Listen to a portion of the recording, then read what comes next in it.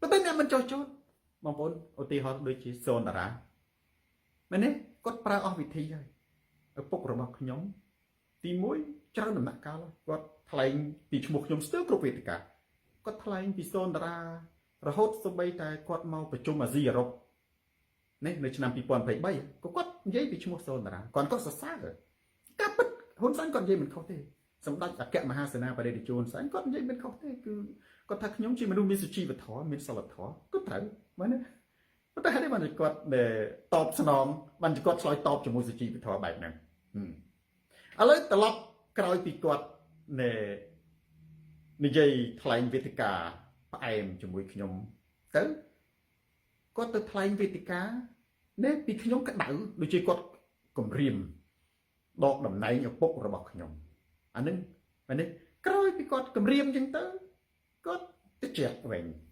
ណាហ៊ុនម៉ាណែតហៅឪពុករបស់ខ្ញុំទៅជួប2ដងលើកទី1ម្លងបាន2-3ខែហៅលើកទី2ចិត្តបុណ្យប្រជុំអញ្ចឹងទៅមែនទេគាត់ធ្វើបុណ្យធ្វើទានជាមួយចាស់ចាស់ជូនអំណោយណាទៅដល់ឪពុករបស់ខ្ញុំធ្វើបុណ្យណាពីបុណ្យប្រជុំបានអញ្ចឹងទៅក្រោយពេលចប់អញ្ចឹងទៅគាត់ចាប់ផ្ដើមប្រមានភាសាទៀតក្រោយពីប្រមានភាសាទៀតមែនទេគាត់ស្ងាច់មកសន្ទុះទៅគាត់ចាប់ផ្ដើមមែនទេចាត់ឪពុកម្ដាយរបស់ខ្ញុំយកទៅសួរចម្លើយហើយបង្ខំឲ្យចេញមុខសម្ភាសនៅក្នុង Fresh News ចាប់ផ្ដើមសម្ភាសហើយសម្ភាសកូនកាត់ឆ្លើយកូនខ្ញុំនឹងអីចឹងនៅម៉ែថាអូកូននឹងគឺជាកូននរកប្រែតក្រោយពីមិនឆ្អែតចឹងទៅខ្ញុំឃើញសភាពការដល់គេហៅឪពុកខ្ញុំទៅសម្ភាសឪពុកម្ដាយមិនមែនតែឪពុកទេគេហៅទាំងឪពុកម្ដាយខ្ញុំនឹងទៅសម្លុតនៅក្នុង Fresh News នឹងទៅខ្ញុំបងប្អូនខ្ញុំដឹងច្បាស់ខ្ញុំថាព្រោះខ្ញុំស្គាល់ហ៊ុនសែនដូចបាត់ដៃខ្ញុំស្គាល់ដូចបាត់ដៃខ្ញុំថាក្រុមគ្រួសាររបស់ខ្ញុំនឹងត្រូវហ៊ុនសែនធ្វើបាបដោយប្រការណាមួយជាពិសេសឪពុករបស់ខ្ញុំគាត់ជាយោធានឹងត្រូវហ៊ុនសែនចាប់ដាក់គុកខ្ញុំគិតច្បាស់ 100% គ្រាន់តែមួយថ្ងៃមិនដល់មួយថ្ងៃទេព្រោះកាលនឹងព្រឹកហើយយប់ព្រឹកនៅស្រុកបារាំងល្ងាចនៅស្រុកខ្មែរយប់នៅស្រុកខ្មែរថ្ងៃនៅស្រុកបារាំងមួយថ្ងៃដដែលឪពុករបស់ខ្ញុំចេញម្ដាយឪពុករបស់ខ្ញុំចេញមុខសម្ភាស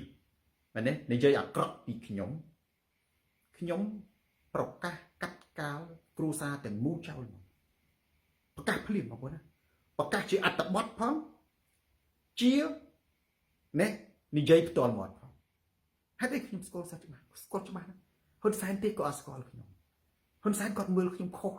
ប៉ុន្តែខ្ញុំមើលហ៊ុនសែនអត់ខុសទេមនុស្សលើពិភពលោកអាចមើលហ៊ុនសែនខុសមានតែសូនតារាដែលមើលហ៊ុនសែនមិនខុសមើលអត់ខុសទេហ៊ុនសែនសូម្បីហ៊ុនសែនមើលសូនតារាខុសទេគាត់ច្រឡំថាសូនតារានឹងដូចហៃវណ្ណាគាត់អាចច្រឡំថាសូនតារានឹងដូចយឹមស៊ីណនគាត់អាចច្រឡំថាសូនតារាដូចអ្នកដតីមែនទេអញ្ចឹងគាត់លេងអស់ក្បាច់គាត់ថាអត់មានដូចណាទាំងអស់អញ្ចឹងសល់តែមួយគឺចាប់ឪដាក់គុកគឺនៅតែអត់ដូចណាដដែលអានឹងដែលថាប៉ុន្តែសួរថាសូនតារាណាយុវជនខ្មែរអង្គមើលហ៊ុនសែនត្រូវមើលត្រូវមូនីកាអញ្ចឹងហើយបានខ្ញុំប្រកាសកាត់កាលព្រោះខ្ញុំដឹងថាហ៊ុនសែននឹងចាប់ផ្ទាំងស៊ីបឪពុករបស់ខ្ញុំព្រោះឪពុករបស់ខ្ញុំស្ថិតនៅក្នុងកណ្ដាប់ដៃគាត់ជាទាហានហើយគាត់នៅក្នុងមន្ទីរគាត់ស្ថិតនៅក្នុងកណ្ដាប់ដៃរបស់គេមែនទេអញ្ចឹងពេលហ្នឹងខ្ញុំមើលហ៊ុនសែនត្រូវណាខ្ញុំប្រកាសកាត់កាលក្រុមគ្រួសារបងប្អូនពេលដែលខ្ញុំប្រកាសកាត់កាលក្រុមគ្រួសារភ្លាមគណៈបកប្រជាជន Fresh News នោះបានគេរៀបចំយុវជនរាប់រយនាក់ប្រហែលជាជិត1ខែគេចេញសារថ្កោលទោសសូនតារាហើយខ្ញុំអត់ដែរខ្វល់ទេពីព្រោះខ្ញុំអត់ត្រូវការពួកនឹងយល់ប៉ុន្តែខ្ញុំមិនដែលខ្លាចគេមិនយល់ទេពីព្រោះព្រះជាម្ចាស់យល់គឺគ្រប់គ្រាន់ហើយមានតែកុសលផលបុណ្យទឹកចិត្តរបស់ខ្ញុំដែលអត់មានកងទ័ពដើម្បីទៅការពារក្រុមគ្រួសារទេមានតែការកាត់កាលចោលទេព្រះជាម្ចាស់ទេវតាប្រទានពរដល់ខ្ញុំពីព្រោះយល់អំពីអារម្មណ៍របស់ខ្ញុំថាហ៊ុនសែនសាហាវណាស់ផនសុភីគាត់សាហាវណាស់គាត់គុំគួនខ្ញុំគាត់ខឹងណាគាត់ខឹងអានេះខ្ញុំនិយាយពីសង្សឹកគាត់ខឹងគាត់សង្សឹកអំពីប្រាជ្ញារបស់ខ្ញុំអំពីទេពកោសលរបស់ខ្ញុំវោហារបស់ខ្ញុំ នេះភាពឆ្លាតវៃមូរីបូរ៉ាគាត់ធ្វើអីមិនកើតទេដូចចឹងទៅគាត់ទល់ច្រកណាគាត់មើលខ្ញុំខុស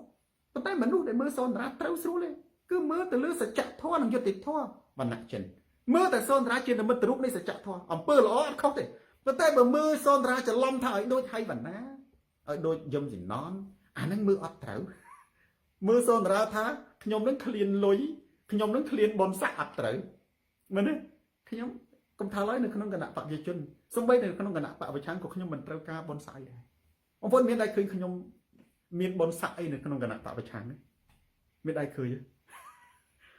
តាំងពីដើមមកតាំងពីគេរំលាយគណៈបក្សសង្គ្រោះជាតិមកមានគេបង្កើតមែនទេចលនាគេបង្កើតនៃសមាគមដឹកនាំលោកធានសំស៊ីគេមានអង្គការរចនាសម្ព័ន្ធអីបងប្អូនមានតែឃើញសនរាអត់ក្រោយមកទៀតគេក៏បង្កើតចលនាសង្គ្រោះជាតិមានប្រធានចលនាតាមសាខាតាមខេត្តតាមប្រទេសជប៉ុននេះគេបងប្អូនមានតែឃើញសនរាអត់មានទេក្រោយពីបង្កើតចលនានឹងក៏បង្កើតបងប្អូនមានឃើញគេទៅបង្កើតនៃគណៈបក្សសង្គ្រោះជាតិក្រៅប្រទេសទូទាំងពិភពលោកមានន័យថា CNPO នេះមានន័យថាគណៈបក្សទាំងមូលចងកម្លាំងនេះជាធំមួយ CNPO នេះបងប្អូនមានតែឃើញសនរានៅជានៅតំណែងអីនៅក្នុងគណៈបក្សសង្គ្រោះជាតិនៅពិភពលោកអត់ក្រៅប្រទេសហ្នឹងណាមែនទេអូក្រៅមកទៀតគេអត់មានបង្កើតចលនាតស៊ូចលនាជាតិតស៊ូមុនបង្កើតរដ្ឋាភិបាលបងប្អូនចលនាជាតិតស៊ូណាបងប្អូនមានតែឃើញសនរានឹងជាប្រធានអនុប្រធានក្រុមប្រឹក្សាអត់អូរហូតពីចលនាតស៊ូសួងឈៀនមែនទេមានបង្កើតរដ្ឋាភិបាលក្រៅប្រទេសរដ្ឋាភិបាលក្រៅប្រទេសបងប្អូនមានតែឃើញរដ្ឋាភិបាលក្រៅប្រទេសថ្មីទៅបង្កើតតនបានមួយអាទិត្យផងនេះមានលោកប្រធានសំរស៊ីជាប្រធានស្ថាប័នមានស្ថាប័នមានសំអាត